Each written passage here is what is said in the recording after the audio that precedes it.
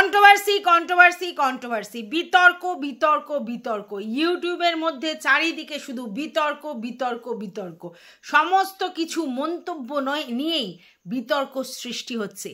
একবেলা যদি তুমি ইউটিউব থেকে সরে দাঁড়াও তাহলেই তুমি দেখবে যে হঠাৎ করে নতুন করে ঝড় বিতর্ক শুরু হয়ে গেছে, আর তুমি তখন খেই হারিয়ে ফেলবে যে হচ্ছেটা কি, বলি হচ্ছেটা কি ইউটিউবের মধ্যে, হচ্ছেটা কি। তো চলো, welcome back to my channel. আশা করছি তোমরা সবাই খুব ভালো আছো আর আমিও খুব ভালো আছি। নতুন একটা ভিডিওর সাথে আমি রুনা লাইফস্টাইল থেকে। যাই হোক, প্রথম ম্যাডামের লাইভ, সেই লাইভে ম্যাডাম যাকে যা বলেছে সেটা পরে, প্রথম আমাকে যেটা বলেছেন, উনি রুনা লাইফস্টাইল বলে কি বলে হঠাৎ করে বললো উনি বিলেটেড হ্যাপি বার্থডে আমার ছেলেকে, যদিও তখন 12টা বাজেনি, তো বিলেটেড নয়, হ্যাপি বার্থডে, ঠিক আছে, উইশ করেছে, থ্যাংক ইউ ফর দ্যাট। তারপরেই কি বলেছে যে আমার ছেলের থেকে আমাকে শিখতে হবে। কেন ম্যাডাম? এইখানে আমার একটা বড় প্রশ্ন, কেন আপনি ওর থেকে আমাকে কিছু শিখতে বললেন? আপনার কি মনে হয় যে আমি যে ভিডিওগুলো করি তার মধ্যে কোনোটা ইউটিউব রুলস অ্যান্ড রেগুলেশনের বাইরে বা লয়ের বাইরে, মানে আমি ল ভেঙেছি এমন কিছু? তাহলে ওর থেকে আমাকে কি শিখতে হবে? আমি এমন কোনো কথা বলিনি যেটা রুলস অ্যান্ড রেগুলেশন ভেঙেছে বা লিগালি কোনো জায়গা থেকে ইল্লিগাল কিছু হয়েছে। তাহলে আপনি আমাকে এই কথাটা কি করে বলছেন যে আমার ছেলের থেকে শিখতে হবে? আর আমি মনে করি একটা লয়ের স্টুডেন্ট এখনও সেই এলিজিবিলিটি হোল্ড করেনি যে সেখানে আমাকে এসে শেখাবে।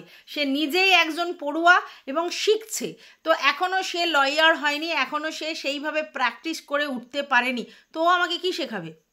সবে 2 টাকার বাচ্চাও এখন।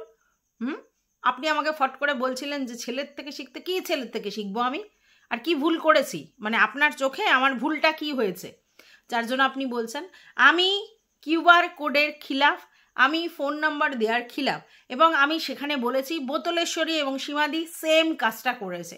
ইউটিউবে এসে যদি কোনো নাম্বার দিয়ে কাউকে বলা হয় যে তোমরা তোমাদের মতো করে আমাকে হেল্প করো, বা যদি কেউ বলে যে আমি নিঃস্ব, এই মুহূর্তে আমার কাছে কোনোভাবেই টাকা পয়সা নেই এবং আমাকে তোমরা সাহায্য করো ফর কেস পারপাস, তাহলে দুটোই সমান, ঠিক আছে?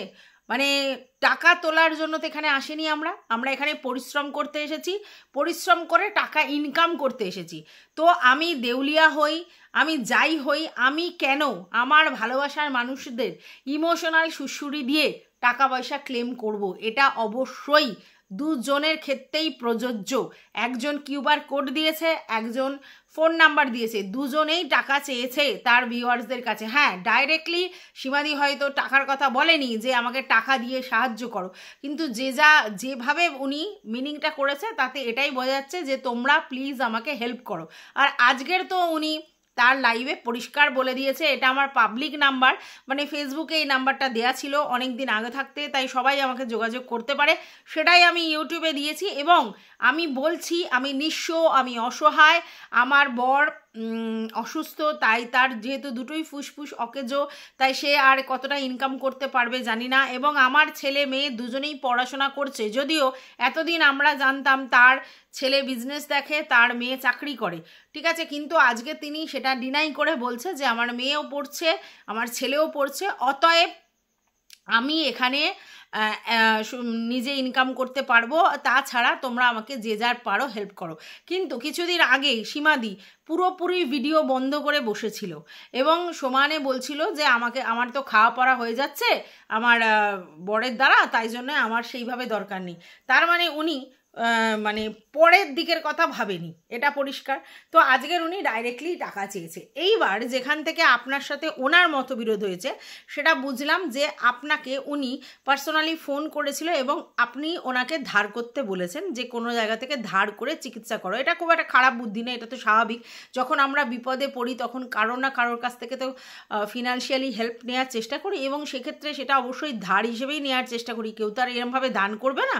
তো সেই জন্য আপনি সেটা বুদ্ধিটা ঠিকই দিয়েছেন, কিন্তু আপনার কাছে যখন ধার চেয়েছে এবং 7,000 টাকা ধার চেয়েছে, এবং সেই জায়গায় আপনি তাকে 4,000 টাকা দিয়েছেন, দিয়ে ধার দিয়েছেন, তো উনিও সেটা কিন্তু বলেছেন তার লাইভে এসে যে আমি দিদিভাইকে টাকা চেয়েছিলাম, দিদিভাই আমাকে ধার দিয়েছে এবং সেই ক্ষেত্রে আমি সেই টাকা পরে শোধ করে দেব। তাহলে এই জায়গা থেকে কোথায় প্রবলেম হলো? এবার আপনি বললেন যে সেটা পার্সোনালি ধার চেয়েছে, সেটা কেন পাবলিক করলো? উনি তো কোনো খারাপ কথা বলেনি আপনার সম্বন্ধে। উনি বলেছেন এই মুহূর্তে আমি বিপদে পড়েছি এবং সেক্ষেত্রে আমি আমার দিদিভাইয়ের কাছে চাইতে পারি, আমার মনে হয়েছে আমি ওনার কাছে ধার চেয়েছি, উনি ধার দিয়েছেন এবং আমি সেটা নিয়েছি এবং পরবর্তীকালে আমি শোধ করে দেবো। তো এটা কোনো খারাপ কথা নয়। এটা আপনাকে যদি পাবলিকালি বলেও কথাটা, আপনার কথাটা মানে আপনার সঙ্গে পার্সোনালি কথা হয়েছে সেটা পাবলিকালি বলে, এটা খারাপ কিছু তো আমি দেখছি না। তো আপনার বলা হয়তো দরকার ছিল যে আমি যে তোমাকে ধার দিয়েছি এই কথাটা কাউকে বলার কোনো দরকার নেই, তাহলে হয়তো উনি বলতেন না, বাট উনি পাবলিকালি এই কথাটা বলেছেন। যাই হোক, তাতে আপনি খুব আউটবাস্ট করলেন, হাউমাউ করলেন, ঠিক আছে, যে এগুলো কি তোমাকে কন্ট্রোভার্সি করতে বলেছি। এটা কন্ট্রোভার্সি উনি করছিলেন না, অন দ্যাট পিরিয়ড উনি কন্ট্রোভার্সি করছিলেন না, মানে উনি জানিয়েছিলেন এই জিনিসটা। কেন জানিয়েছিলেন, কিসের জন্য জানিয়েছেন সেটা বলতে পারবো না, কিন্তু জানিয়েছিলেন। আর এখানে আপনি কেন রেগে গেলেন সেটা আমি বুঝতে পারলাম না। যাই হোক, এইবার যেটা হচ্ছে সেটা আপনি বলছেন যে কেন উনি টাকা চেয়েছেন এবং আপনি দীপ্তিদিকে দোষটা দিলেন যে দীপ্তিদি আপনাকে ফোন করে জিজ্ঞেসে করেছিল যে ওই রকম কিউআর কোড দিতে বলছে, মানে দেবে বলছে, কি করা উচিত। আমার মনে হয় দীপ্তিদির এই ব্যাপারটাতে থাকাই উচিত ছিল না। দীপ্তিদি কেন ওভার টেলিফোনিক দুজনের মধ্যে মিডিয়েটারে কাজ করলো বা মধ্যখানে ফোনের মধ্যে থাকলো, এইটা দীপ্তিদির ভুল। আমি দেখেছি এই কন্ট্রোভার্সি জোনে এই যে ফোন আলাপ, এটা হচ্ছে মারাত্মক ব্লান্ডার মিস্টেক এবং এই মধ্যখানে থেকেই কিন্তু নানা রকম ঝুট ঝামেলার সম্মুখীন হয় যারা যারা থাকে। তাই এখানে দীপ্তিদির সব থেকে ব্লান্ডার মিস্টেক যে সীমাদি যদি ডাইরেক্ট ম্যাডামের সঙ্গে ফোন করে বা ম্যাডাম সীমাদির সঙ্গে ফোন করে, সেই মধ্যখানে দীপ্তিদি থাকলো কেন, কিসের জন্য এই ইনভলভমেন্টটা। হ্যাঁ, উনি বলছেন আমি কখনোই সাপোর্ট করি না কিউআর কোড দেয়া, এবং ম্যাডাম যখন বলেছে উনি পরিষ্কার জানিয়ে দিয়েছেন হ্যাঁ এতে আমারও সম্মতি নেই। কিন্তু আমার বক্তব্য দুজনের মধ্যে তুমি কেন থাকলে, তুমি ওর মধ্যে থাকলে যাই এই জন্য তোমাকে মোটামুটি জড়িয়ে নিচ্ছে, ঠিক আছে। আমি একটা জিনিস বুঝতে পারি, দেখো যার ঝামেলা তাকেই সলভ করতে হবে, আমরা কেউ সলভ করতে পারবো না, ঠিক আছে। তো এক্ষেত্রে দীপ্তিদি মধ্যখানে থেকেই কিন্তু ঝামেলার মধ্যে নিজেকে জড়িয়ে ফেললো। আমার মনে হয় যে বি অ্যালার্ট, একদমই কারোর মধ্যবর্তী স্থানে থেকো না, সে যেই হোক, ঠিক আছে। তোমার যদি কারোর সঙ্গে কথা বলা হয় one man to one man কথা বলো, সেটা আলাদা কথা, বাদ বাকি মধ্যখানে থাকলেই তুমি ঝামেলায় পড়বে। আচ্ছা, বাই দ্য ওয়ে, আমার বক্তব্য একটা কথা দীপ্তিদি বলেছে, আপনার কথা যখন সীমা শোনেনি আপনি কি করে ভাবলেন আমার কথা শুনবে। হ্যাঁ, এখানে কেউ কারোর কথা শোনে না, কিন্তু এটা কিন্তু সত্যি যে এখানে এ ওর কথা শুনে চলছে, ও ওর কথা শুনে চলছে না। এখানে কেউ কারোর গার্জেন নয়, আর কেউ কারোর ওরকম ব্যাপার নয় যে সে তার কথা শুনে চলবে। আর দীপ্তিদি বা কেন অহেতুক কাউকে বলবে যে তুমি এটা করো না ওটা করো না। দীপ্তিদি ভিডিওর মাধ্যমে বলতেই পারে কথাটা, কিন্তু তার বাইরে ওভার টেলিফোনিক কাউকে এইসব কথা বলাটা ঠিক নয়। তো যাই হোক, আমি বুঝতে পারছি না কেন এদের মধ্যখানে এইরকম একটা ঝামেলা বা কেওয়াস সৃষ্টি হচ্ছে।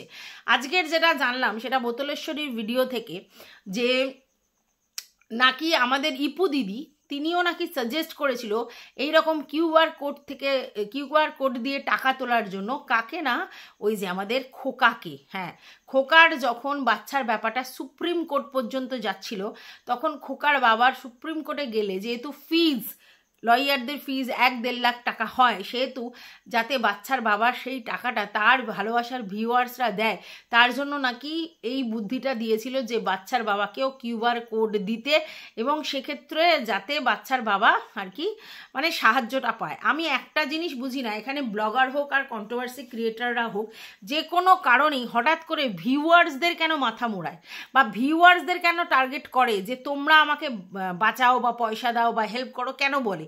হ্যাঁ, কোনো ভিউয়ার্স ভালোবেসে কোনো ক্রিয়েটারকে টাকা পয়সা দিয়ে বা অন্য কিছু দিতেই পারে, সেটা তাদের ব্যক্তিগত চয়েস, কিন্তু মধ্যখানে থেকে এরকমভাবে হেল্প নেওয়ার কথা কেন ভাবা হয়। আজকে সে দোতলা বাড়িতে থাকবে, বড় বড় জিনিস বাড়িতে করবে, মনের মতো করে তার বেডরুম সাজাবে, বাড়িতে নানা রকম জিনিসপত্র মানে কিনবে, আর তারপরে তার যখন কেস কামারি হবে তখন তাকে ভিউয়ার্সের কাছে বসতে হবে। এটা কীরকম কথা? আচ্ছা, ওইদিকে কিউআর কোড দিয়ে কেসের জন্য টাকা তোলার 1 বছর পরই তার নানা রকম জিনিস তার মানে সেই মানে আর কি দেখাবে যে এটা কিনেছি, ওটা করেছি, সেটা করেছি, আর তারপরেই বলবে ওই সময়টা আমার দরকার পড়েছিল কিন্তু এখন আর আমার দরকার নেই, আমি এলিজিবল। কেন ভাই? তোমার দরকার পড়েছে তুমি তোমার স্থাবর অস্থাবর জিনিস বেচো বা ধার নাও, পরবর্তীকালে তুমি তোমার কাজ করে সেগুলো শোধ করবে। তুমি কেন ভিউয়ার্সদের মাথা মোড়াবে? এবার বলবে ভিউয়ার্স তো ভালোবেসে দিয়েছে। হ্যাঁ, ভিউয়ার্সরা তো ইমোশনাল, তারা ভালোবেসেই তো দেয়, তারা তো খারাপ বেশে দেয় না, তারা তো ভুল বুঝেই দেয়, তারা তো ভাবে সত্যি তো সে নিডি সেই জন্য তাকে হেল্প করছি, কিন্তু পরবর্তীকালে দেখা যায় সে সেই লেভেলের নিডি নয় যেই লেভেলের নাটকটা লোকের সামনে করেছিল। তো আজকে সীমাদি কি বলছে, সীমাদিও কনফেস করেছে যে আমি দেউলিয়াই ঘোষণা করছে, বলছে আমার মাথার উপর ছাদ ছাড়া কিচ্ছু নেই, আমার ব্যবসা সেভাবে চলছে না, আমার হাজব্যান্ড বসতে পারবে না, এবং 2023 থেকেই আমাদের প্রবলেম, তার আগে লকডাউন, যদিও এই কথাগুলো আগে সীমাদি বলেনি। আচ্ছা, তারপরে বলেছে যে আমার ছেলে হচ্ছে পড়াশোনা করছে, আমার মেয়েও পড়াশোনা করছে, অথচ কিছুদিন আগে পর্যন্ত মেয়ে চাকরি করে এরকমই বলেছিল, এবং সেটা আমেরিকান কোম্পানিতে চাকরি করে, মানে বিশাল টাকা ইনকাম করে। তাহলে তার সেভিংস কোথায় গেল এই প্রশ্ন করছে। তখন সীমাদি বলছে সে তার নিজের টাকায় পড়বে, ঠিক আছে, পড়াশোনা করবে। তাহলে আমার ছেলেও পড়ুয়া, আমার মেয়েও পড়ুয়া, আমার বর ইনকাম করতে পারছে না, আমি ইউটিউব ছাড়া আমার অন্য কোনো অন্য সংস্থানের ব্যবস্থা নেই, তাহলে সেক্ষেত্রে আমি বেশ করেছি, ফোন নাম্বার দিয়েছি, এবং আমার ভিউয়ার্সরা যদি আমাকে টাকা দেয় আমি নেব, এবং সেক্ষেত্রে আমার মনে হয় না যে এটার পিছনে কোনো কেসকামারি হতে পারে, যদি করার হয় তাহলে করো, ওপেন চ্যালেঞ্জ উনি দিলেন, ঠিক আছে। তো আমি বুঝতে পারি না, মানে আমি অবাক লাগে আমার, সেটা হচ্ছে এটা তো কন্ট্রোভার্সি জোন, আমি যতদূর জানি। সেই কন্ট্রোভার্সি জন্য আমাদের কাজটা কি? আমাদের কাজটা হচ্ছে যদি কোনো ক্রিয়েটার কোনো রকম কিছু কন্ট্রোভার্সিয়াল টপিক উৎপন্ন হয় তাদের ভিডিও থেকে, তাহলে সেই জিনিসটা নিয়ে আমরা টপিক করে ভিডিও করব, এবং ভিডিওর পর সেখান থেকে আমরা রেভিনিউ আর্ন করব ভিউয়ার্সদের ভিউর মাধ্যমে। এর বাইরে ভিউয়ার্সরা আমাদের কিন্তু টাকা দেওয়ার জারিয়া নয়, কিন্তু যে কোনোভাবেই হোক ভিউয়ার্সরা যেহেতু আমাদের সঙ্গে ইনভলভ হয়ে যাচ্ছে, যে কোনো কারণেই হোক তাদের মানসিক জায়গা থেকে তারা উইক হয়ে যাচ্ছে যে না এর এখন দুঃসময়, ওর এখন দুঃসময়, এবং সেক্ষেত্রে তারা তাদের নিজস্ব জায়গা থেকে কিছু টাকা পয়সা বের করে এদেরকে হেল্প করছে, এবং পরবর্তীকালে দেখা যাচ্ছে যে তারা আবার নিজেদের লাইফস্টাইল সেই লেভেলের হাইফাই করে চালাচ্ছে। তাহলে এটা কীরকম হচ্ছে? তাহলে এটা কি ভরং হচ্ছে না? এটা তো ভরং হচ্ছে। সেক্ষেত্রে যদি ইপুদি বলে থাকে যে আমাদের খোকার বেলায়ও কিউআর কোড দিতে, যদিও আমরা দেখিনি সেই কিউআর কোডটা দিতে, কিন্তু যদি এরকম মেন্টালিটি রাখে তাহলে ইপুদিদিও তো ভুল সাজেস্ট করেছিল খোকাকে, একদম পরিষ্কার। কারণ ভাই কেন, কিসের জন্য কিউআর কোড দেওয়াটাই কি আলটিমেট সলিউশন? কেন লোকের কাছে হাত পাতা হবে? কেন? আমি তো এটা বুঝতে পারি না যে আমি বাড়ি করব, আমি গাড়ি কিনবো, গাড়ি চড়বো, গাড়ির পেট্রোলের দাম আছে, দীঘা ঘুরতে যাচ্ছি, পুরী ঘুরতে যাচ্ছি, তারাপীঠ ঘুরতে যাচ্ছি, তারপরে নিত্য রেস্টুরেন্টে খেতে যাচ্ছি, এখানে যাচ্ছি ওখানে যাচ্ছি, খাওয়া দাওয়া সমস্ত কিছু করছি, বাড়ির একটার পর একটা জিনিস করছি, ইন্টেরিয়ার ডেকোরেশন করছি ঘরের মধ্যে, আর কোনো টাকা পয়সা দরকার হলে আমি ভিউয়ার্সদের মাথা মোড়াবো? এই বুদ্ধিগুলো কেন দেন আপনারা? কিসের জন্য দেন? কাউকে যদি দিয়ে থাকেন কেন দেন? আমি তো বুঝে পাচ্ছি না। আজকের কেউ কেসকামারির কথা বলে কিউআর কোড দিল, ঠিক আছে, দিয়ে তার কেসকামারির কি খরচা হলো না হলো সেটা পরের কথা। কিছুদিন পরে সেই রকম কিছু না দেখিয়ে কিছু বলে হঠাৎ করে তার পুরো ভোল বদল হয়ে গেল, তার লাইফস্টাইল চেঞ্জ হয়ে গেল, সে সমস্ত কিছু নাকি তারপরে কামিয়ে সমস্ত কিছু করতে থাকলো। ভালো কথা। এরপর সে বলবে যে কিউআর কোড দিয়েছি, বেশ করেছি, কারণ হচ্ছে আমার ভিউয়ার্সরা আমাকে বলেছিল কিউআর কোড দিতে, হেল্প করবে তার জন্য। হ্যাঁ, তাদেরকে ইমোশনাল সুড়সুড়ি দেওয়া হয়েছিল, আর তার জন্যই তারা গলে গিয়ে এই কথাটা বলেছিল, এবং আজকের ডেটে তারা অনেকেই রিয়েলাইজ করেছে এবং বলেওছে। তাহলে এই জায়গা থেকে পরিষ্কার যে এখানে ইমোশনাল সুড়সুড়ি দিয়ে ভিউয়ার্সদের মাথা মুড়িয়ে টাকা ইনকাম করা হচ্ছে। তাহলে সেক্ষেত্রে যেরকম কেসের ব্যাপারটা হয়েছে, আজকে তো সীমাদি তার মানে ওপেন লাইভের মধ্যে দিয়ে পরিষ্কার বলল হ্যাঁ যে যেরকম সাহায্য করবে আমি নেব। সাহায্যর ব্যাপারটা কেন আসছে? তুমি কি দুস্থ? তুমি কি দুস্থ? তুমি কি খেতে পাও না? তোমার মানে প্রবলেমটা কোথায়? তোমার ছেলে মেয়ে যদি সেরকম পড়াশোনা করে, আর তোমার যদি সেই এলিজিবিলিটি না থাকে যে তুমি কেপিসির মতো হসপিটালে তোমার বরের ট্রিটমেন্ট করাবে, তাহলে তো তোমাকে তোমার আঁচল অনুযায়ী এগোনো উচিত, যে তোমার যতটা ক্যাপাবিলিটি সেই অনুযায়ী। তোমাকে যদি তোমার ফ্যামিলির লোক সাপোর্ট না করে, তোমার পাড়ি প্রতিবেশী সাপোর্ট না করে, তাহলে তুমি কিউআর কোড দিয়ে মানে ফোন নাম্বার দিয়ে তুমি টাকা তুলে নেবে আর বলবে যে আমার ভিউয়ার্সরা ভালোবেসে আমাকে দিয়েছে। কি আশ্চর্য! তাহলে তোমার যখনই এরকম কিছু হবে তখনই তুমি সেভিংস করবে না, তোমার সেভিংস মেন্টালিটি থাকবে না, তুমি হচ্ছে কিছু প্রয়োজন হলে তুমি ধার করবে না, তোমার ধার করার ইচ্ছা নেই, তুমি আবার বলছো ধার করলে ডুবে যাব। কত মানুষ আছে তারা ধার করে, কত কত কারণে। এই যে ইএমআই জিনিসপত্র কেনা হয়, এগুলো তো ধারই। আচ্ছা, তারপরে অনেকে ক্রেডিট কার্ড ইউজ করে, তারপরে লোন করে, তাহলে এগুলো তো করেই। তো এটা ডুবে যাওয়ার কি আছে? অনেক সময় হয় আমাদের লামসাম অ্যামাউন্ট আমাদের কাছে থাকে না, তখন আমরা কি করি, সেই সময় লোন ফোন নিয়ে ব্যাপারটাকে মিটমাট করি এবং পরবর্তীকালে আমরা আস্তে আস্তে শোধ করি। যেমন যেমন আমি আজকের ম্যান্ডুর ভিডিও দেখলাম, যেখানে ম্যান্ডু পরিষ্কার বলছে তার যে টয়লেট তৈরি করেছে সেটা হচ্ছে তার 1 লাখ টাকার গয়না বন্ধক দিয়ে সে করেছিল, এবং পরবর্তীকালে সে ভেবেছিল যে তার মেয়ে 20 বছর হওয়ার আগে পর্যন্ত যেন গয়নাগুলোকে সে ছাড়িয়ে নিতে পারে। কিন্তু ভিউয়ার্সদের ভালোবাসায় এতই ইনকাম করেছে যে 1 বছরের মধ্যেই সে গয়নাগুলো ছাড়িয়ে নিতে পেরেছে। কই, তারা তো কিউআর কোড দেয়নি, তাহলে তোমরা কেন এরকম কোনো জায়গা থেকে কেন লোন নিয়ে ব্যবস্থা করছো না, বা পরবর্তীকালে সেগুলোকে শোধ করবার মেন্টালিটি রাখছো না? তোমরা চাইছো যে দান করুক। তোমার নিজের বাড়ি ঘর দোর থাকার পর তুমি কেন কাউকে বলবে স্পেশালি যে হ্যাঁ দান করো, দান করলে আমি নেব? তোমরা যে যেরকম পারবে, যেরকম হবে, তোমরা যদি মনে করো, তোমাদের যদি মনে করো, আরে মনে করানোর জন্যই তো তোমরা ইনসিস্ট করছো বারবার। তোমরা বলছো যে আমাদের এই অবস্থা, এই অবস্থা, সেই অবস্থা। আজকে তুমি একটা সময় বলছিলে তোমার বরের যা অবস্থা, তাতে তোমার মানে খেয়ে দিয়ে এলাই করে কোরিয়ান মুভিজ দেখে কেটে যাচ্ছে। তোমার ভিডিও করারও দরকার ছিল না, কারণ তোমার ইনকাম করার দরকার নেই। সেখানে তুমি এটাও তখনও বলোনি যে তোমার মেয়ে চাকরিভূত ছেড়ে দিয়েছে। তুমি তখন বলেছো তোমার ছেলে বিজনেসে বসে আর মধ্যখানে পড়াশোনা করে। এখন তুমি বিজনেসটা টোটালি অফ করে দিয়ে বলছো তোমার ছেলে শুধু পড়াশোনা করে, তাহলে ওর সংসারটা কে চালায়? এটা তো বড় ব্যাপার না, যে শুধু ও পড়াশোনা করে, ওর সংসারটা তাহলে কে চালায়? আর যদি ও পড়াশোনা করে, একটা পড়ুয়া ছেলে কিভাবে একটা বিয়ে করে নিতে পারে? এটা কি হয় বলো তো? তুমি নিজে চিন্তা করে দেখো তো। তুমি নিতম, নিমি এদের বেলা বলেছিলে এরা যারা চাইল্ড ম্যারেজ প্রমোট করেছিল, তাহলে সেই ক্ষেত্রে তোমার ছেলেও তো তাই করেছে, চাইল্ড ম্যারেজ প্রমোট করেছে, এবং তুমি আজকে ডেটে বলছো সে পড়ুয়া। তাহলে দুজনে যদি পড়ুয়া হয়, তো মানে তোমার ছেলে যদি পড়ুয়া হয়, তাহলে সেক্ষেত্রে ওর সংসারটা কে চালাচ্ছে? কার ভরসায় ও সংসার করলো, আর কার ভরসায় ও বিয়ে করলো? প্রেম করা আর বিয়ে করা কিন্তু এত ইজি, ইনকাম না করে বিয়ে করে নিল। এটা কীরকম ধরনের কথাবার্তা হলো আমি তো বুঝে পাচ্ছি না। এবং তুমি সেটাকে আবার মানে কেউ যদি কিছু বলে তুমি সেটাকে আবার করছো, মানে তুমি তোমার ছেলেকে আর কি সেভ করছো, বলছো যে হ্যাঁ ওই বয়সে ও বিয়ে করেছে, কিন্তু ও তো এই করেছে, ও পড়াশোনা করেছে, সে বিয়ে করে কি করে? এটা তো আমি বুঝে পাই না। সে বিয়ে করে কি করে? কার ভরসায় সংসার ধর্মটা করছে? আমি তো এই ব্যাপারটাই আমি অবাক হয়ে যাচ্ছি।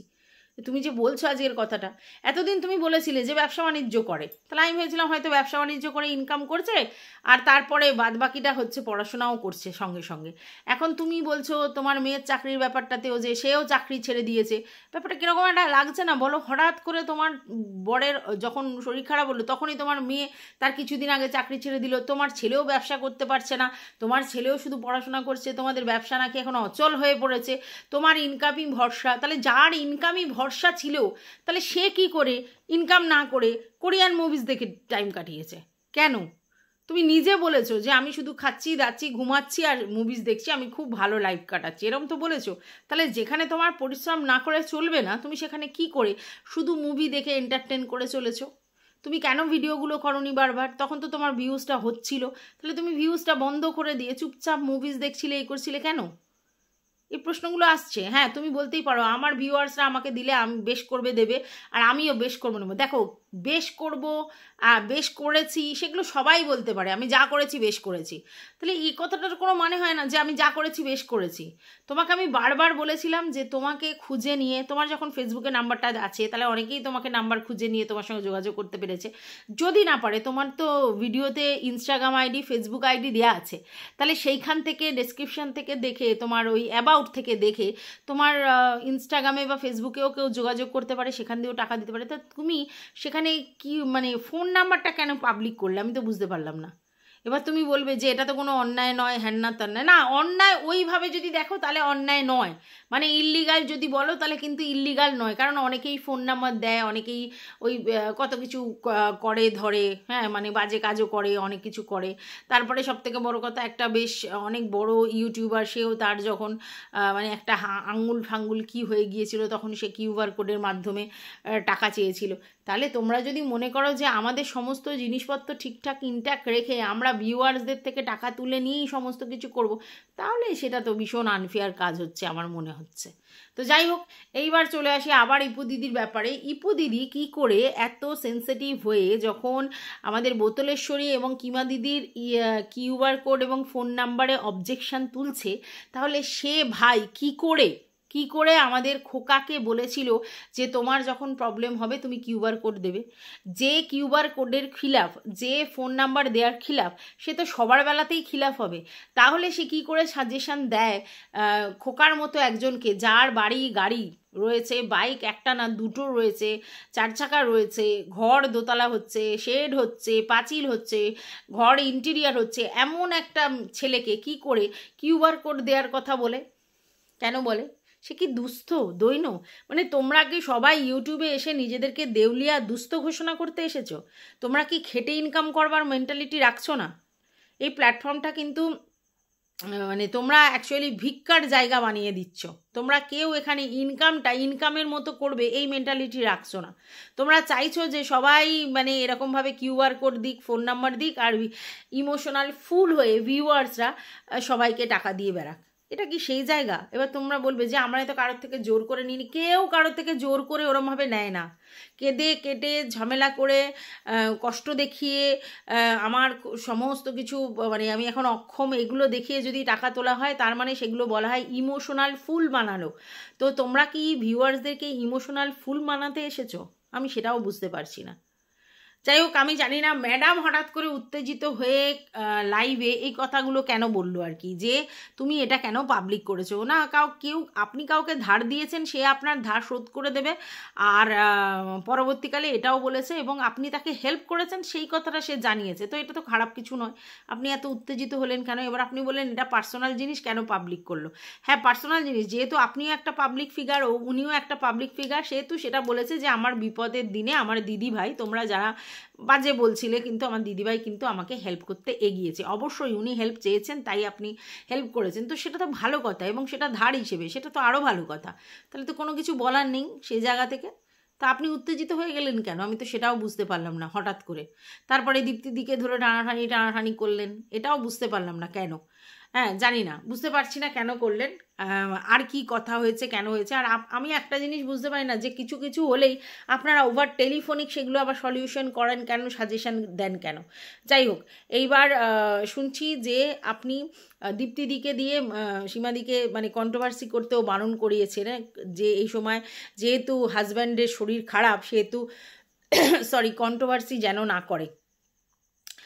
কিন্তু ব্যাপারটা হচ্ছে, হ্যাঁ একদম ঠিক বলেছেন, যেহেতু হাজব্যান্ডের শরীর খারাপ, সেই সময় যেন কন্ট্রোভার্সি না করে বা লাইভ না করে, সেটা সত্যিই দেখার দরকার। কিন্তু এটাও তো ঠিক, তাহলে ওনাকে নিয়েও যখন কন্ট্রোভার্সি হচ্ছে, তাহলে তো ওনার রেসপন্স করতে হবে। এইবার আপনি সেখানেও কিন্তু বারণ করেছিলেন, আমি দেখেছি যে ইপু দিদি চ্যানেলে গিয়ে যেটা পিন কমেন্ট করা ছিল, যে আপনি বলেছেন এই সময়টা একদমই কন্ট্রোভার্সি করা উচিত নয়, কারণ হচ্ছে ও সত্যি সিরিয়াস ব্যাপার, এবং সেক্ষেত্রে কোভিড পজিটিভ হয়েছে, এবং সেই জন্য না করাটাই বেটার। যদিও ইপু দিদি আপনার কথার মান রাখেনি। অ্যাকচুয়ালি আপনার বোনেরা কেউ আপনার কথার মান রাখছে না, এটা তো বুঝতে পারছেন। অতএব আপনার কথাগুলো তাদের কাছে ইউজলেস হয়ে যাচ্ছে, কারণ আপনি বারণ করার পরও সেই লেভেলে র্যান্ডমলি কন্ট্রোভার্সি হয়েছে। কারণ কন্ট্রোভার্সি জায়গাতে কেউ কন্ট্রোভার্সি ছাড়বে না। এর আগেও আপনি সীমাদি এবং ইপুদি দুজনকেই বারণ করেছিলেন যে নিজেদের মধ্যে কোনো রকম খেয়ে করবে না, কিন্তু সেটা কিন্তু হয়নি, সেটা কিন্তু কন্টিনিউ হয়েছে ইপু দিদির থেকে, এবং সীমা দিদিও তার উত্তর দিয়েছে, কম দিলেও দিয়েছে। তাহলে আপনার কথা তখনও কেউ মানেনি। আর আজকের ডেটে আপনি যখন একজনকে বলে এলেন, পিন কমেন্ট করা হলো যে আপনি বলছেন যে কোনো এই সময় ভিডিও করো না, কারণ ওর বরের অবস্থা খারাপ, আপনার কথা শোনেনি। এবার সে যখন কিছু করেছে তখন তার বাউন্স ব্যাক তো দেবে, সেটা সীমাদি লাইভে বা ভিডিওতে দিয়েছে। তো সেখানেও আপনি আপনার কথা শোনেনি, তাহলে দুজনেই তো আপনার কথা শুনছে না। তাহলে আপনি কেন বলছেন? যে আপনার কথা যখন শুনছে না তখন কেন বলছেন? বাই দা ওয়ে, এর মধ্যে কিছু ভিউয়ার্স আছে যারা পরিষ্কার সীমাদিকে উত্ত্যক্ত করে এটা বলছে যে এই মুহূর্তে তুমি একদম টাকাটা নিয়ে ম্যাডামের কাছে ফেরত দিয়ে দাও, মানে ম্যাডামকে ফেরত দিয়ে দাও, দরকার হলে 1000 টাকা বেশি দিয়ে দাও। কত বড় ধৃষ্টতা বুঝতে পারছো এইসব ভিউয়ার্সদের? তোমরা কি চাইছো, শ্রীমতীর জায়গাটারও খারাপ করে দিতে না ভালো করতে? এই যে ধরনের মেন্টালিটিগুলো শেখাও না তোমরা, যে কেউ যদি মানে বিপদে বন্ধু হয়ে কিছু টাকা হেল্প করে, তাকে আবার তার অকাত বোঝানোর জন্য তার টাকা তো ফেরত দেবে, উল্টে তাকে নাকি 1000 টাকা এক্সট্রা দিয়ে ফেরত দেবে, কারণ সেই সময় দিয়েছিল, মানে এক্সট্রা টাকা হিসেবে ফেরত দেবে। এটা মানে তাকে অপমান করা। এটা কি তোমরা বোঝো নাকি বোঝো না? আর যদি ভাবো যে এই অপমান করবে, তাহলে তার কিছু বলার নেই। তোমরা কোনো মানুষকে রেসপেক্ট দিতে শেখোনি, সেটা আলাদা কথা, কিন্তু তোমরা ভিউয়ার্সরা এইভাবে সীমাদিকে উত্ত্যক্ত করতে পারো না যে তিনি যেন এই মুহূর্তে টাকাটা ফেরত দেয়, এবং শুধু তাই নয়, মুখের উপর জবাবের জন্যে আবার একটা 1000 টাকা বেশি দিতে বলছেন। মানে এটা হচ্ছে আস্পর্ধার ধৃষ্টতা দেখানোর কথা বলছেন। সেম অন ইউ, মানে তোমাদের উপর সেম অন ইউ। কারণ তোমরা কি বলতে চাইছো, তোমরা কি বলতে চাইছো? একটা মানুষের কাছে সীমাদি নিজে যেচে ফোন করে টাকা ধার চেয়েছিল 37,000 টাকা, এবং সেই 37,000 টাকার জায়গায় তিনি 4,000 টাকা দিয়েছেন ধার হিসেবে, এবং সীমাদি সেটা রিটার্ন দেবে, এটা বলে দিয়েছে। হ্যাঁ, অবশ্যই তার সময় সুযোগ বুঝে সে রিটার্ন দেবে। সে ভেবেছিল যে আমার দিদিভাই, আমার সেই অধিকার আছে, তাই আমি ধার চেয়েছি এবং ধারটা আমি ঠিক সময় শোধ করব। তাহলে সেই জায়গায় আপনারা কি বলছেন যে না, এক্ষুনি ফেরতটা দিয়ে দাও, এবং সঙ্গে 1000 টাকা বেশি দিয়ে, মানে অপমান করা। ওই বিপদের দিনে তোমরা কজন ওনাকে 4000 টাকা দিয়ে সাহায্য করেছো আগে বলো তো কথাটা? যারা যারা এত লেকচার মারছো, তারা সবাই কি সেই বিপদের দিনে সীমাদিকে 4000 টাকা দিয়ে সাহায্য করেছো? করোনি তো। তাহলে যদি না করে থাকো, তাহলে যে সাহায্য করেছে তাকে আবার ফেরত দিতে বলছো কেন? উনি তো ফেরত চায়নি, উনি ফেরত চায়নি। আচ্ছা, তাহলে সেখানে ফেরত দিতে বলছো, এবং সেক্ষেত্রে আবার সেই জায়গা থেকে 1000 টাকা বেশি দিতে বলছো তাকে অপমান করবার জন্য।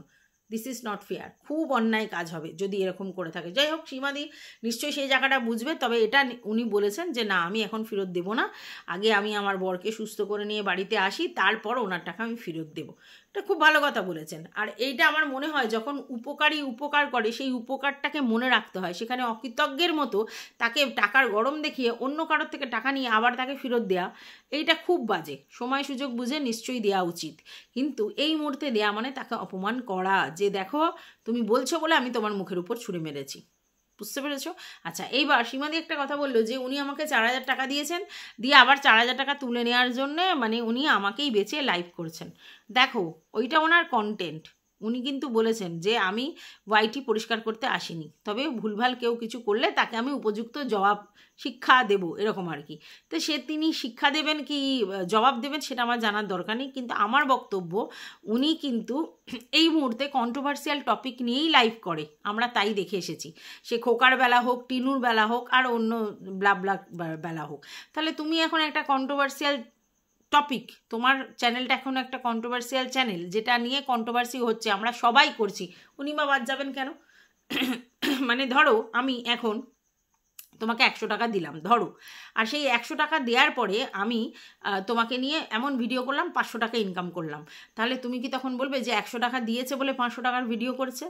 ভিউয়ার্সরা যদি তোমাকে টাকা দিয়ে থাকে, তাহলে সেই টাকা তো তারা রিটার্ন ওইভাবে মানে পাবে না, মানে ইনকাম করে পাবে না।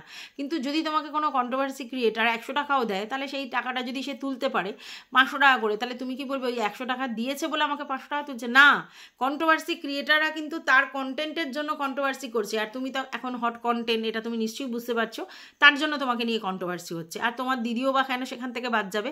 উনি তো কন্ট্রোভার্সিয়াল টপিক নিয়েই লাইভ করে, তাহলে এটা একটা তো ওনারও টাইম, তো উনি তাই করছেন, কারণ ওনার কাছে লোকে শুনতে চাইছে এই ব্যাপারগুলো। এই কিউআর কোড নিয়ে উনি অনেকবার চেঁচামেচি করেছে, এবং সেক্ষেত্রে বোতলেশ্বরীর ব্যাপার নিয়ে উনি বারবার প্রোটেস্ট করেছেন, এবং এমনকি টিয়ার ব্যাপারেও প্রোটেস্ট করেছেন। তাহলে উনি তোমার বেলাও প্রোটেস্ট করতে আসবে, কারণ ওনারও তো এই চ্যানেল, এবং সেইখানে ওনার মুখ থেকেও তো এই কন্ট্রোভার্সিয়াল টপিকের কিছু কথা অন্যরা শুনতে চায়, তাই উনি করছেন।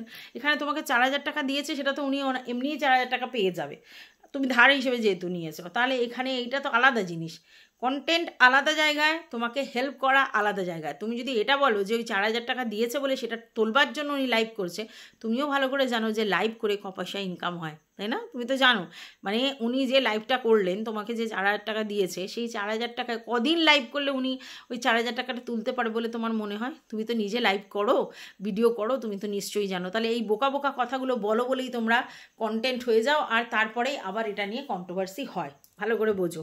আচ্ছা, বাই দ্য ওয়ে, এইবার আমার বলার আছে দুটো ভিউয়ার্সকে নিয়ে, একটা হচ্ছে দীপা আর একটা সোনিকাকে নিয়ে। প্রথম কথা হচ্ছে সোনিকার সঙ্গে সীমাদির কি হয়েছে আমি জানি না, যতদূর জানি সোনিকা হচ্ছে সীমাদি এবং ইপুদি দুজনের লাইভেই যেত, দুজনের সঙ্গে তার ইন্টারঅ্যাক্ট ছিল এবং দুজনের লাইভে গিয়ে এনজয় করতো, মাঝে মধ্যে আমার লাইভে আসতো এবং আমার কাছে যখন এসেছে তখন তোমার কথা বলে আমার কাছে এসছে যে এই যে তুমি সীমাদির লাইভে যাও তাই আমি তোমার লাইভে এসেছি, আমার কাছে যখন এসেছে এই কথা বলেছে। তো হঠাৎ সোনিকার সঙ্গে তোমাদের কি হলো জানি না, যতদূর আমি শুনছি সোনিকাকে কি ব্লক করে দিয়েছো না কি করেছো এটা শুনছি। তো আমি জানি না এটা সত্যতা কতটা আছে, এটা সব শোনা কথা, আমি দেখিনি তুমি ব্লক করেছো। তো যদি ব্লক করে থাকো, তাছাড়াও কি তুমি সোনিকাকে কোনো বাজে কথা বলেছো? না হলে এই ডিফেমের কথা কেন আসছে? সোনিকা কেন বলছে ডিফেম কেস করবে এবং সেক্ষেত্রে সুপ্রিম কোর্টে কেস করবে, তোমাকে অত দূর যেতে হবে? আমি জানি না। এই মুহূর্তে দেখো, তোমাকে কিন্তু শান্ত থাকতে হবে। তুমি কন্ট্রোভার্সিয়াল টপিক উৎপন্ন করলে আর কোনোভাবে যদি ফেসে যাও তাহলে কিন্তু তোমার আরও কিন্তু প্রবলেম হয়ে যাবে। তাই আমি জানি না তোমাদের মধ্যে কি হয়েছে, তবে হ্যাঁ, কোনো ভিউয়ার্সদের সঙ্গে তুমি যদি মানে রেসপেক্টফুলভাবে কথা না বলো তাহলে কিন্তু সমস্যা। এই মুহূর্তে তুমি দেখো, তোমাকে নিয়ে কন্ট্রোভার্সি হচ্ছে, ভালো কথা মন্দ কথা সবাই বলে, তোমাকে সবাই ভালো কথা বলবে, আহারে উড়ে বলবে, এরকম কিন্তু নয়। তাহলে তুমি সবার সঙ্গে কি হাউমাউ করতে থাকবে? তাহলে সোনিকার সঙ্গে যদি তোমার কিছু হয় তাহলে সেটাকে সলভ করে নেওয়ার চেষ্টা করো, কারণ আমি যতদূর জানি সোনিকা তোমার বাড়ি গেছে, তোমার সঙ্গে যথেষ্ট হৃদ্যতা, সীমাদি করে প্রচণ্ড বেশি তোমাকে মানে আর কি দেখতাম, কমেন্ট করতো, তোমার সঙ্গে যথেষ্ট ভালো সম্পর্ক। তবে হ্যাঁ, ইপুদির সঙ্গেও তার সম্পর্ক ছিল, অ্যাকচুয়ালি ম্যাডামের সঙ্গে তার সম্পর্কটা বেশি। আর যেহেতু ইপু দিদি ম্যাডাম এরা মানে যেহেতু আমাদের খোকাকে নিয়ে ব্যাপারটা, সেহেতু সোনিকাকেও আমি দেখেছি ওদের দিকে বেশি, তোমার দিকে কম, কিন্তু সব জায়গায় ও যেত এবং আমার লাইভেও মাঝে মধ্যে আসতো, ঠিক আছে? তো এইগুলোকে প্র্যাকটিক্যালি নাও। কোনো ভিউয়ার্স যদি ওর কাছে যায় তোমার কাছে আসতে পারবে না, তোমার কাছে গেলে ওর কাছে আসতে পারবে না, এটা কি ধরনের ব্যাপার? ভিউয়ার্সরা সর্বত্র বিরাজমান, সব জায়গায় যেতে পারে। তোমার ভিউয়ার্স আমার কাছে আসতে পারে, আমার ভিউয়ার্স তোমার কাছে যেতে পারে। আজকে তোমাকে নিয়ে আমি যদি নেগেটিভ কন্টেন্ট করি তার মানে সেই ভিউয়ার্সগুলো আমার খিলাফ হয়ে যাবে, এরম তো নয়। তাহলে এই সব নিয়ে কিন্তু করবে মানে অ্যালিগেশন দিয়ে তাদেরকে মানে ওই বরের ঘরে পিসি, কোণের ঘরে মাসি এইসব বলাটা কিন্তু ভুল। সমস্ত ভিউয়ার্সদের উদ্দেশ্যে আমি এই কথাটা বলছি। আর তবে হ্যাঁ, ভিউয়ার্সদেরও রেসপেক্টফুল কমেন্ট করা উচিত। আমার মনে হয় না সোনিকা কোনো খুব বাজে কমেন্ট কিছু করতে পারে। তবে হ্যাঁ, অনেক ভিউয়ার্স আছে প্রচণ্ড বাজে বাজে অসভ্যের মতো কমেন্টস করে, সেগুলোকে ইগনোর করাই ভালো, মুখে উত্তর না দিয়ে ইগনোর করাই ভালো।